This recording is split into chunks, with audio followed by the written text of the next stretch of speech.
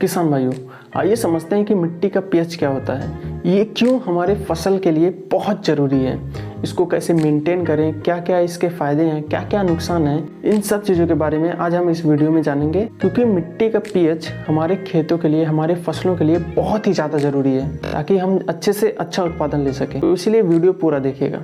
तो चलिए video start करते हैं। तो आइए सबसे पहले समझते हैं कि ये पीएच क्या होता है।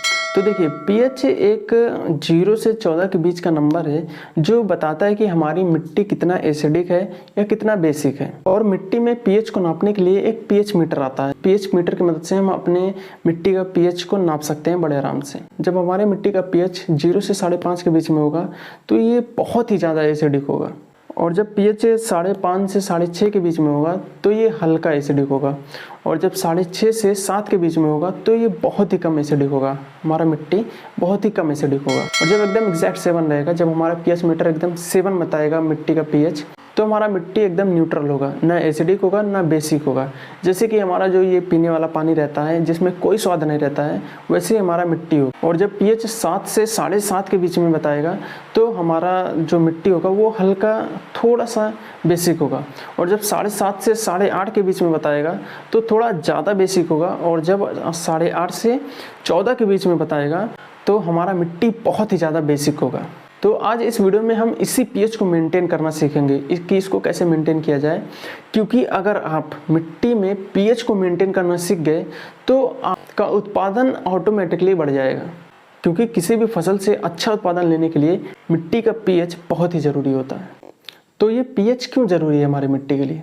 तो देखिए, जो पीएच होता है मिट्टी का वो हमारे फसल के हिसाब से होता है। जिस टाइप की हम फसल लगा रहे हैं उसके हिसाब से हमारी मिट्टी का पीएच होना चाहिए। जैसे कि अगर हम धान लगा रहे हैं तो हमारे मिट्टी का पीएच 5.5 से 7 के बीच में होना चाहिए। तो पीएच का काम क्या होता है? तो देखिए, जो हम फसल लगा रहे हैं वो ज़्यादा से ज़्यादा खाद वगैरह को ले सके, खाद को एब्जॉर्ब कर सके, उसके लिए ये पीएच का लेवल बहुत ज़रूरी होता है। और अगर आपका मिट्टी का पीएच एकदम सही रहेगा, फसल के हिसाब से रहेगा, तो आपकी मिट्टी में कोई रोग नहीं आएगा। जो मिट्टी से पैदा होने वाले पेस्ट वगैरह रहते हैं, जैसे कि एक बीमारी है क्लब रूट, ये मिट्टी में से पैदा होती है और हमारे फसलों में बहुत ही ज़्यादा नुकसान पहुँचाती है। ये जब हमारी मिट्टी का पीएच बहुत ही ज़्यादा कम हो जाता है, जब हमारी मिट्टी बहुत ही ज़्यादा एसिडिक हो जाती है, तब ये हमारी मिट्टी में पैदा हो जाते हैं अपने आप ही, और हमारे फसलों को बहुत ही ज़्यादा नुकसान पहुंचाते हैं। और जो हमारे मिट्टी में डिकम्पोजिशन होता है वो भी पीएच का ही कम। मिट्टी का पीएच जितना सही हो उतना ही तेज़ी से हमारे मिट्टी में डिकम्पोजिशन होगा और खाद बनेगा, ऑर्गेनिक खाद बनेगा। और हाँ, अभी रात के लगभग 2 बज रहे हैं और बाहर बहुत ही तेज़ी से बारिश हो रही है। उसका साउंड आ रहा होगा हल्का फुल्का, उसका बारिश का आवाज़ आ रहा होगा, उससे अवॉइड करिएगा और वीडियो पर कंसंट्रेट करिएगा, क्योंकि बारिश को तो रोक नहीं सकते ना, इसलिए। तो आइए समझते हैं कि मिट्टी के पीएच को मेंटेन कैसे करें।